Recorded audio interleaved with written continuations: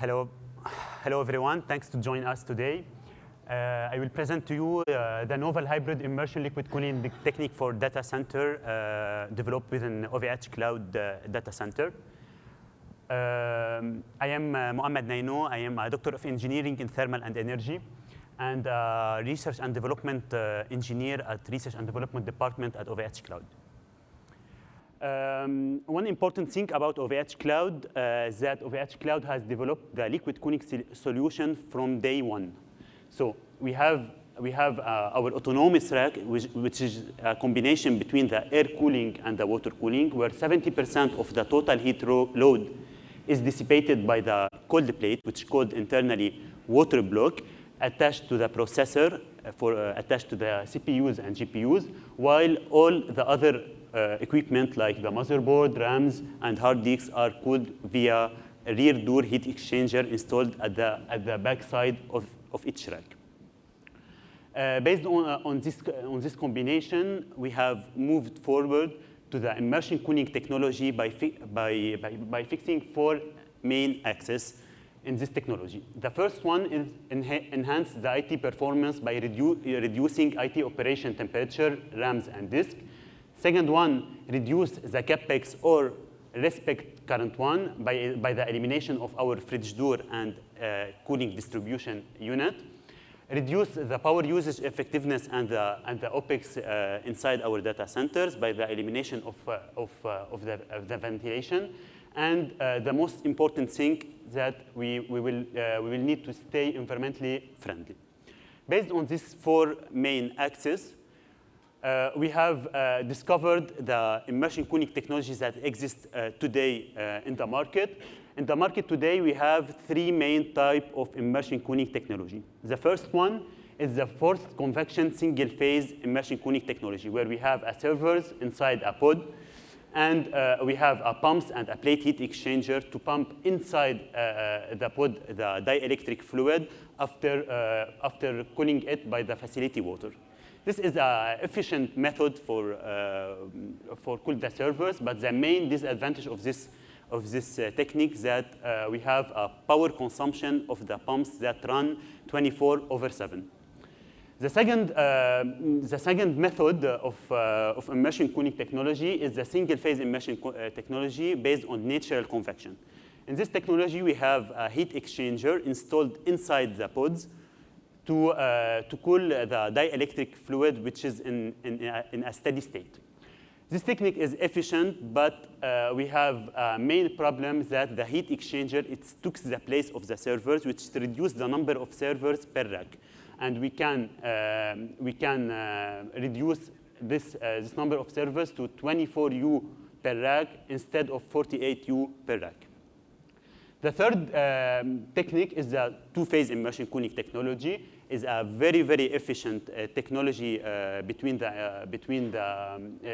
these 3 technology, but we have 2 main disadvantages. The first one, that the 2-phase liquid is volatile fluids, which have a high environmental impact, and we need a sealed and a sophisticated cover to add it to the design of our pod. Based on the disadvantage and the advantage of each technology, we have developed a new technology, a novel technology at OVHcloud, that combine our actual system, the air cooling and the water cooling system, with the single-phase natural convection system. So we have kept the water block or the cold plate attached to the processor, to the CPUs and CPUs. And we have replaced all the air cooling system by the immersion cooling system. And now all the RAMs, disks, and motherboard are cooled by the dielectric fluid. In this technology, we have the water which comes from the outside of the data center, from the dry cooler, using the pumping substation, enters the water blocks, which is attached to the processor, and then the water go out to enter the serpentine. Serpentine is a copper coil, which have a diameter of 30 millimeter and a length of 5 meter. The role of this serpentine is to cool the dielectric fluid inside the tank. So instead of have a horizontal rack, which is have today at OVHcloud, we have a vertical rack. This vertical rack is like a library. We have 48 server inside. It's a 48 book. It's like a book. Each server is like a book. And it's cooled independently. So if we have a problem inside our one of the server, the other server is not impacted in this problem. So we have, with this design, a better footprint because we can eliminate all the hot aisle and the cold aisle inside the data center. So we have a better density of servers per meter square. With this technology, we have observed that we can cool our water cooling circuit by the dry cooler. But one important thing is that we can remove the adiabatic cooling. We will see in the next slide that we can cool our servers with this technique with a water temperature up to 42 degrees Celsius or up to 45 degrees Celsius. So when we have air temperature outside the data center up to 42 degrees Celsius, we can cool our water cooling circuit without adiabatic cooling. So with this technology, we don't use a sealed tank. We have a very efficient technology. We use a single-phase dielectric fluid. So we are environmentally friendly. We don't have adiabatic cooling, so we don't use the water to cool our data center. We have a better energy recovery because with this technology and with a delta T of 20 Kelvin between the inlet temperature of the server and the outlet temperature, when we have an inlet temperature of 45 degrees Celsius, we can exit the data center with a temperature of 65 degrees Celsius. So we have a better energy recovery with 65 degrees Celsius, a decrease in the power usage effectiveness and the water usage effectiveness, and we have a silent data center.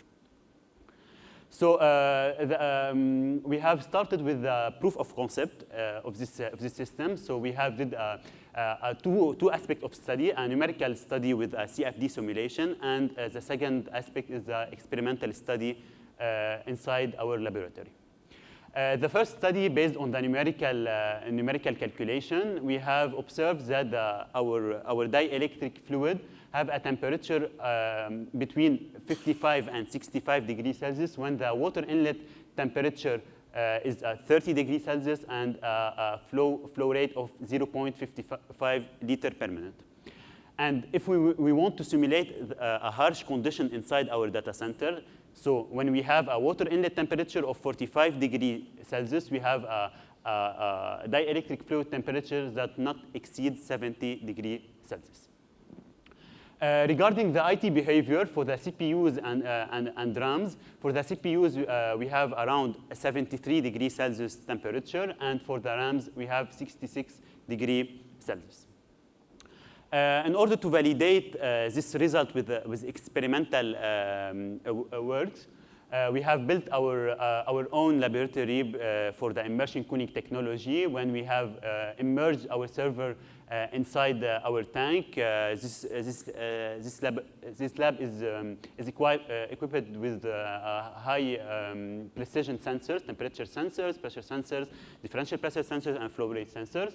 And we have varied the temperature from 30 to 45 degrees Celsius in order to simulate a harsh condition outside the data center. And we have varied the flow rate from 0.55 liter per minute to 0.35 liter per minute to simulate if we have any pumping problem inside the data center. In this work, also, we have tested three main dielectric fluid, S5X, Smart Coolant, and ThermaSafe R.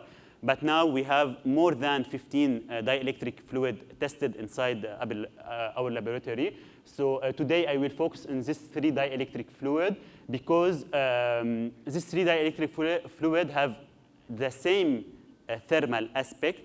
The only difference that we have with this fluid is the kinematic viscosity. With the first one is the S5X fluid, we have a kinematic viscosity of 9.8 centistoke. The second one, 5.1, and the ThermaSafe R, 4.6 centistoke. An important thing is to take it into consideration that we have a strong relationship between the kinematic viscosity and the flash point of the fluid. We can observe when we decrease the kinematic viscosity from 9.8 to 4.6 centistokes, we have a flash point decreased from 200 degrees Celsius to 180 degrees Celsius. And we will see in the next slide the impact of this difference. The second act of the study was to validate the better configuration of the water circuit inside our servers. Because with this technique, we have two main products, or two main parts inside the server, two main cooling parts inside the server. We have the server's water block attached to the processor, and we have the serpentine inside the tank.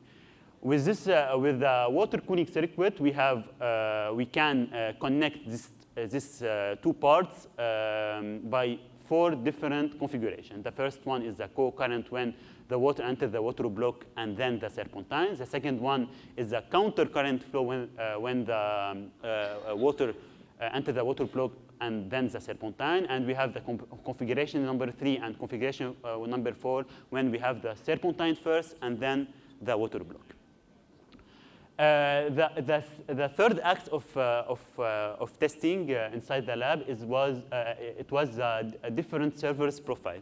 So we have tested different server profile inside our lab. We have tested 620 watt servers and 1 kilowatt servers, 550 watt servers, and 810 watt servers.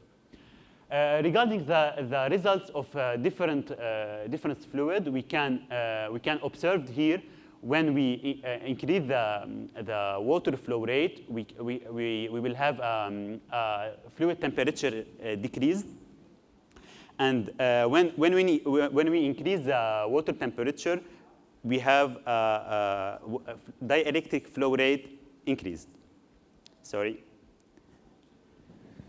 But on all the cases, we have the same aspect of the 3 dielectric fluids. So we have approximately the same number of fluid temperature.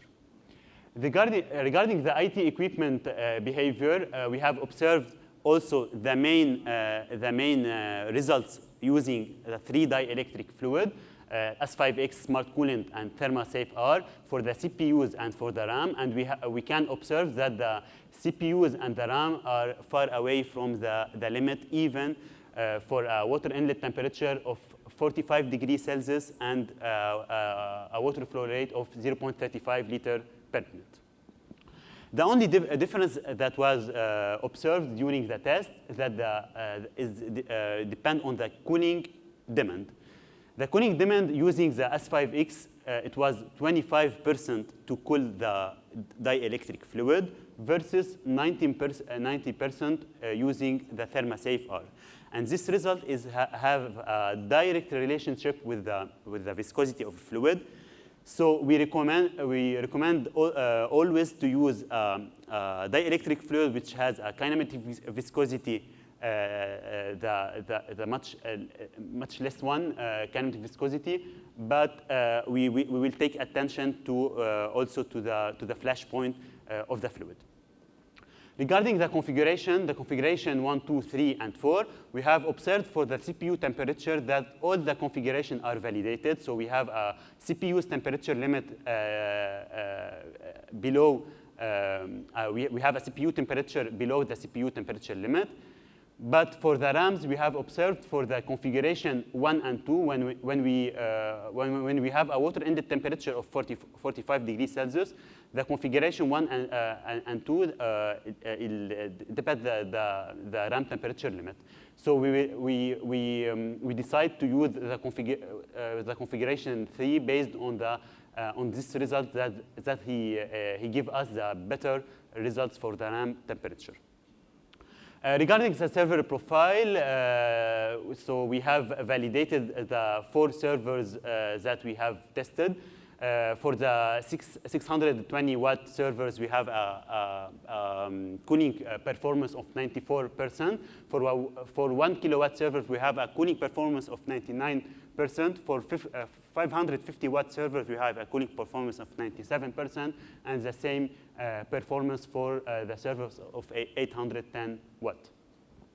Regarding the metrics of our data center, we have studied a study in the partial power usage effectiveness. We have observed a decrease of 36.2% by using the immersion cooling technology instead of our actual technology of air cooling and water cooling technology. And we can decrease the water usage effectiveness using this technology to 0. At Roubaix site in France, we can decrease this value to 0 where we don't need to use the water. We don't need to use the adiabatic cooling outside the data center to cool the water circuit inside. As a conclusion, with our immersion cooling rack, we can down the partial power usage effectiveness to 1.004 or 1.006, depend on the sites. The water usage effectiveness tends to 0. We have a high footprint density. We have a low capex and a low opex because we don't have pumps inside our rack, and we don't have fans inside. We have a cooling capacity up to 48 kilowatt per rack, a data center inlet temperature of 45 degrees Celsius, and with delta T of 20 Kelvin, we have a data center water outlet temperature of 65. So we have a potential of energy recovery. For our contribution to the OCP as a next step, we are open to contribute to the next white paper based on all this result, and you can find more details about this result inside our scientific paper published in the previous year. And we have a blog inside our site at site OVHcloud. So thank you for your attention, and if you have any questions, don't hesitate.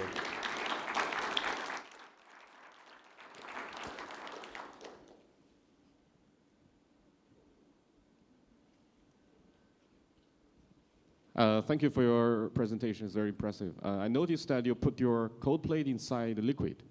So my question is that how you make your thermal intermediate material between the cold plate and the chip be reliable under the liquid? Yeah.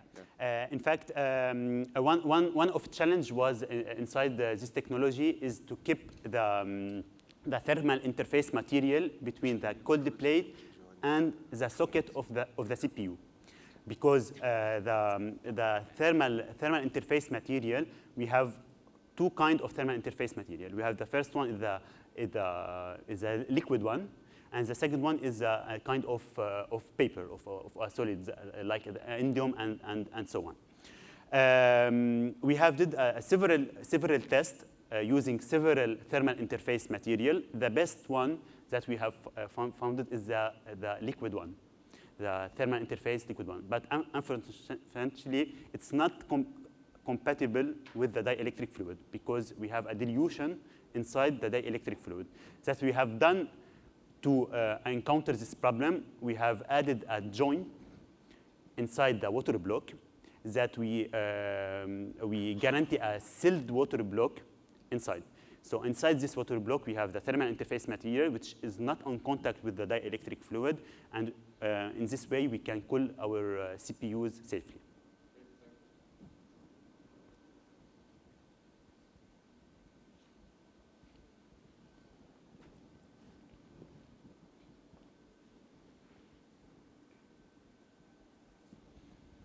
Thank you very much for this presentation. It was very interesting. Just a question about power supply. How do you power the servers in this book that you described? I mean, of course, you cannot use OV3 power supplies like that, but how do you seal the power supply in the server? Today, we have a power supply inside our server chassis. So if this we can show the power supply that we have did with the power supply. We have always a fan inside this power supply. We keep attention to have always the suction side of this fan open to the air, and we can immerse this power supply inside the dielectric fluid. So as simple as it is, we immerse our power supply of each server inside our tank by keeping the fan's suction port at the free to the air.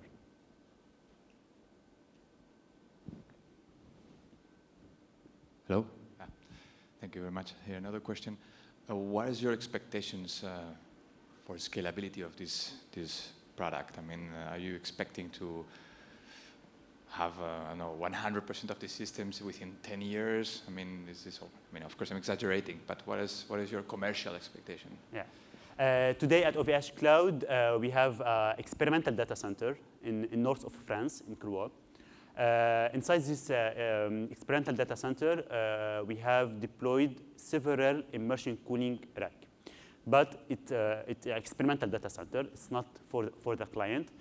So we expect in the 2 and 3 coming years to shift up to 20% of our production inside our production site to the immersion cooling technology. It's not decided yet, but around 20% of production we will be at immersion cooling technology.